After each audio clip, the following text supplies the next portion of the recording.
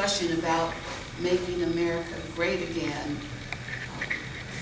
for me, I asked Black people particularly, when was America ever really great for you? What period was that?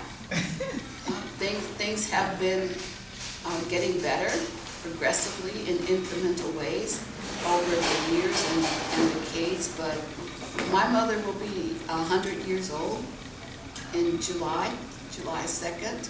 Wow. And I asked her about a time that America was great for her. She said we lived, and we found ways to live, and we found ways to make our lives better within ourselves, because we knew what was out there. These are my mother's words. We knew what was out there, so we had to make it better within. Mm-hmm. So the families were very strong. Families were very strong. Neighborhoods and communities were very strong. And when I had the opportunity to spend time with my grandmother, aunts and uncles in the South in the early 50s, I saw the closeness of families. I saw the Sunday dinners that people talk about on TV, Soul Food Sundays. But I saw that every single Sundays. I could still see the cars coming up the road to my grandmother's house. The dust flying behind the cars, and my grandmother having fried chicken and cooked greens and churned butter. So we had buttermilk and cornbread, and we lived on a farm, so we had meat from the smokehouse. And my grandmother's cousin had a farm, and he had grew collard greens that were as tall as me. And so we were never without food. We were never without love.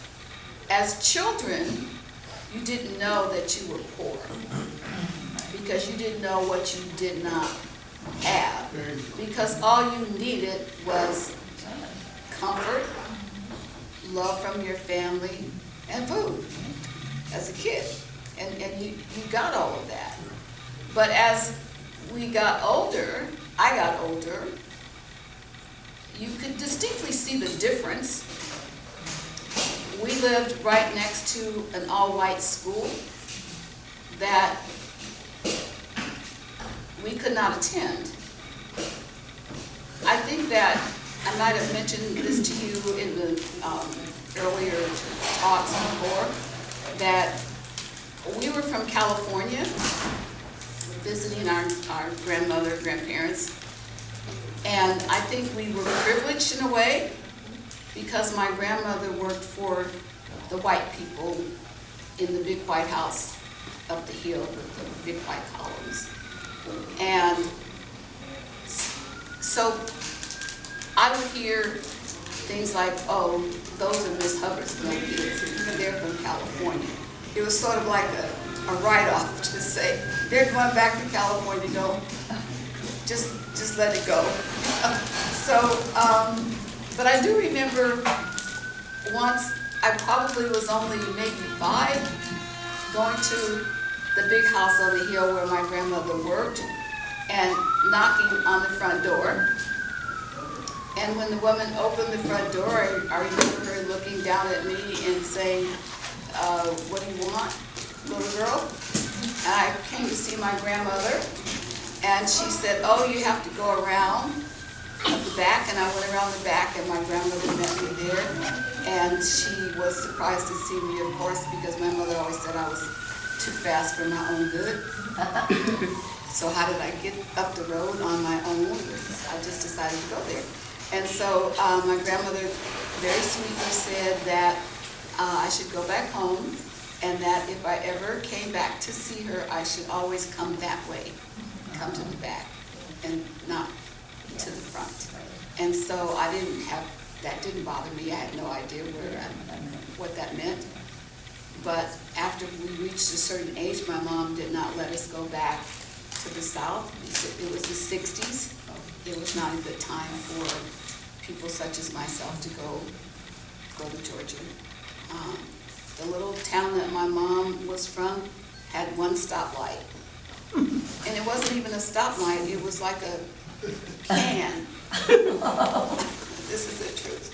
It was like a can, you know those big oil cans that it was a can like that had concrete or something in it, and a sign stuck in it that said stop. It wasn't electric. It didn't flash. It was just past the railroad track and in front of the general store. I remember that. And we went back there maybe 4 or 5 years ago, and it's still there. And it still doesn't have any more than that one stop sign, really. I mean, you could walk through the entire community, and always when you go, people know you're either from there or you're not from there, or they remember you. And so it's always, hey! Hey! How y'all? And it's like people who remember you say, you know, how you been? Things like that. You stop and you might talk to them. And if you don't, by the time you get back around to my mom's brother's house, they're sitting there waiting. They want to know what's going on. And I remember, you know, some of you know my sister Margie, who has a mouth on her. What comes up comes out. That's funny.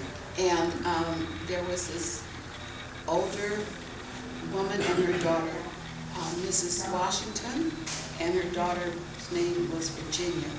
And I just remember as kids, she's always had this big black pot in her front yard that she used to hang a big pot over to cook in. And she always also washed her clothes in that pot. And so my sister and I went to see her, and I tell you, this woman looked like she was 110 years old.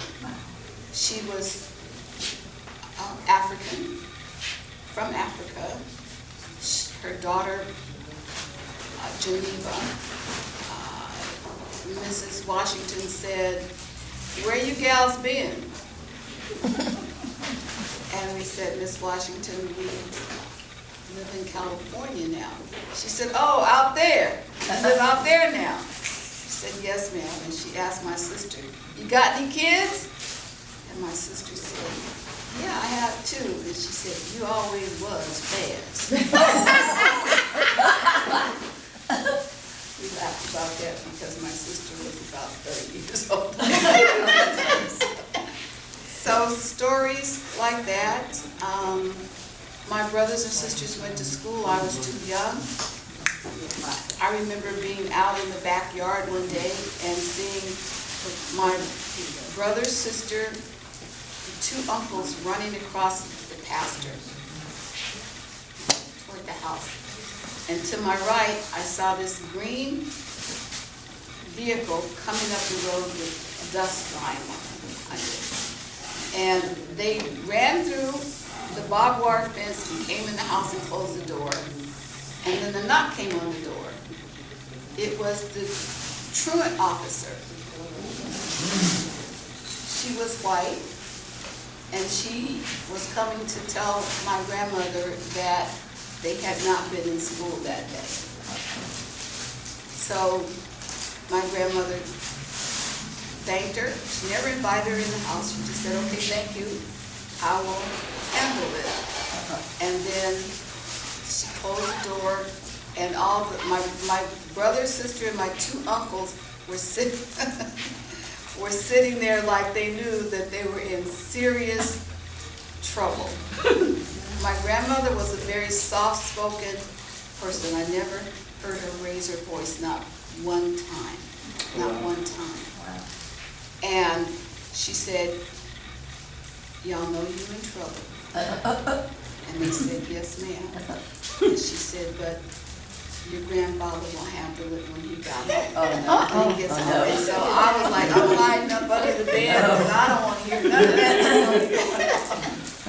But that was growing up the South for a little bit of time, and when we moved, we always lived in California. My oldest brother was born in Tennessee, and my parents moved to Santa Monica, California in 1943. And we lived on 21st in Michigan in Santa Monica. And that's where I grew up. And then we moved to 15th in Michigan. And that's the last place I lived in Santa Monica before moving to Venice. But my grandmother on my dad's side, Claude Estelle Nightingale was her name. And my aunt Rose Nightingale Ferris, who was also Miss Laddie's godmother. I don't live in telling all her business though.